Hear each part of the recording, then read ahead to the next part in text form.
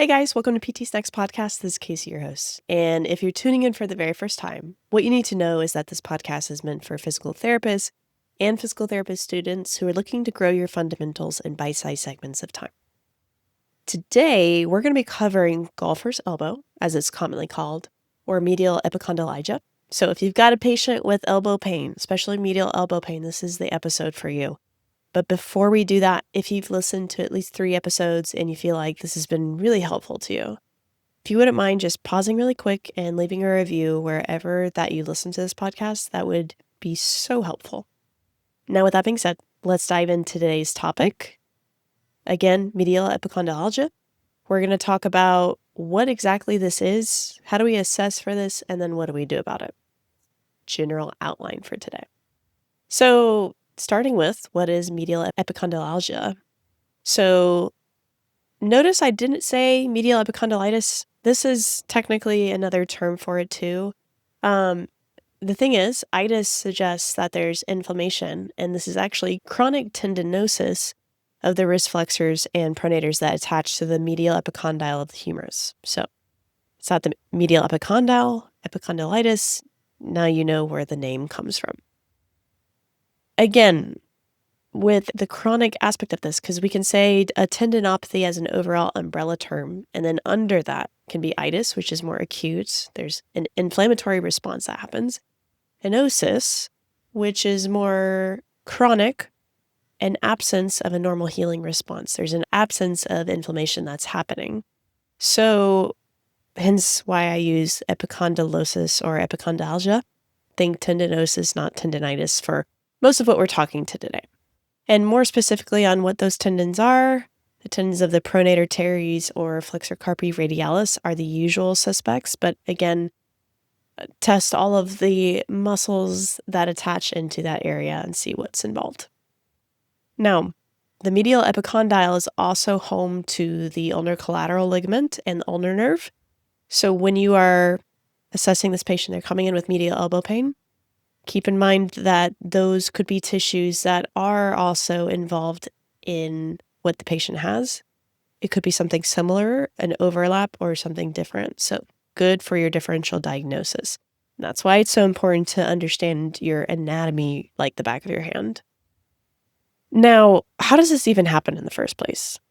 Like a lot of chronic tendon-related injuries, or acute really too, essentially, it happens when the demands of the task we're asking a tissue to do, so in this case, the tendon, is more than what the tendon is actually able to do, especially over time.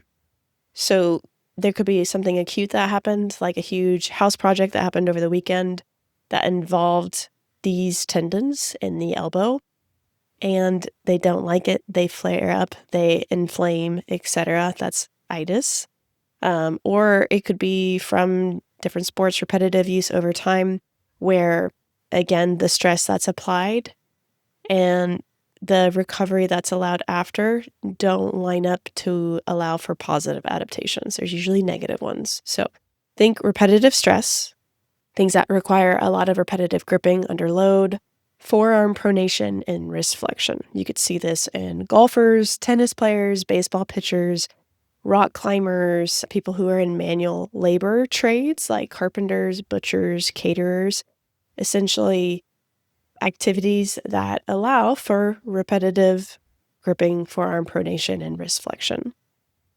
Risk factors could be poor biomechanics. We'll see this a lot of times of someone learning form for golfing, for instance, or they are using improper technique that causes more force than necessary to go through another part of the body, rather than a part of the body that has more capacity to handle that force, larger muscles, etc. So like golfing, for instance, if someone is not putting their shoulder in the right spot and now more of that force is being transferred down to the elbow, that could be an example.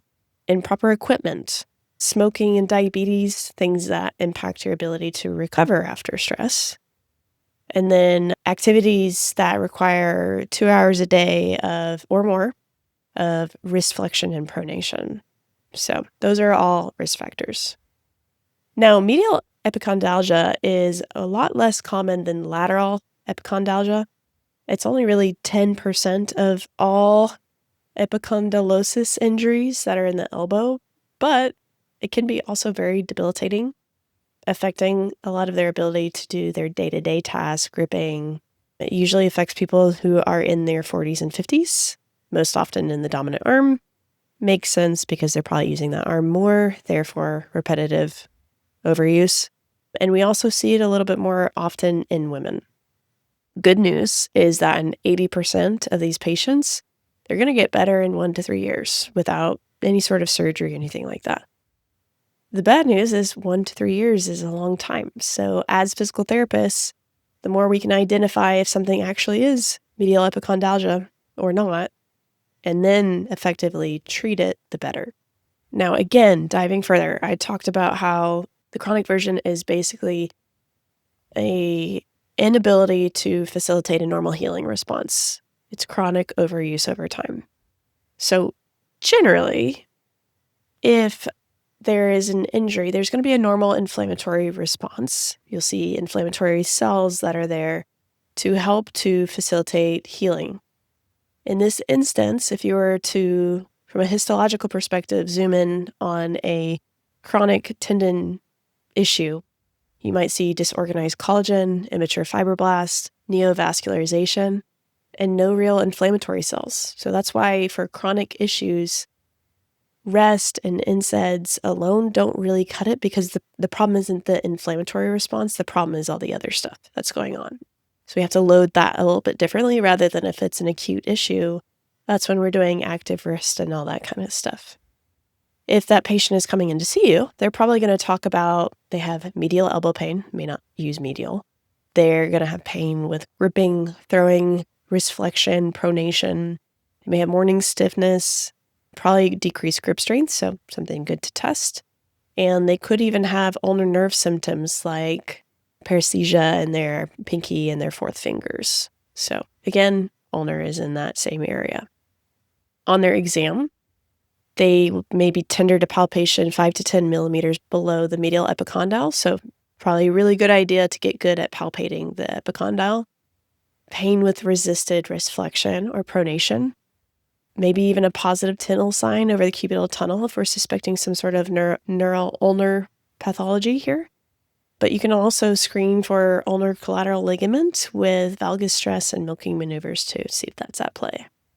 In terms of imaging, you can get all sorts if that is something you have access to, but the clinical exam is going to be very important for diagnosis. X-rays, though, can help to see if there's any sort of calcifications or bony abnormalities. An MRI is going to be the gold standard for soft tissue visualization, and then an ultrasound can be really helpful for dynamic imaging and more cost-effective. Someone might get an EMG or nerve conduction if there's concerns of a nerve conduction issue of the ulnar nerve. So, now how do we treat this? First and foremost, if the demands that are being asked of the tissue far outweigh what it is capable of, we've got to control the environment and make it a healing environment. So best that we can control, we're trying to stop excessive aggravating activities and bring pain under control. Part of this is also from education. We need to help our patient understand that pain here is going to be our best friend for helping them to get out of this eventually. Not something to be afraid of, because again, we have an abnormal healing response. And so we have to use pain as a measure of how much too much. So it is okay to experience some pain with the loading exercises that we do. We have to help that tendon be able to accept more and more load to the point where now what it can do matches the demands of what it needs to do for that person, whether it's hobbies, work, etc. So a lot of times people will use pain scales. Like you can have pain less than a 3 to 4, but if it's above that, that's a bit too much pain. We need to decrease the load and or how much of a stretch that tendon is being put under. If it is above that, not great. If it's below that, you're okay. And then monitor the next 24 hours. And if the day after it's also super elevated, like a 7 out of 10, that was too much, but you know what? We are going to turn that into productive feedback by saying, oh, I observe that I have more pain.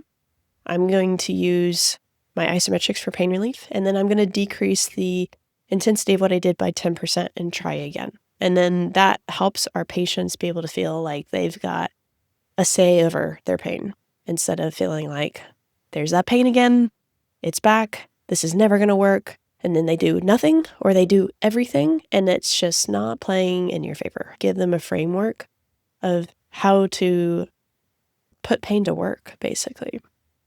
So with that, once we are able to get the tendon in an environment where they can accept load, we load it.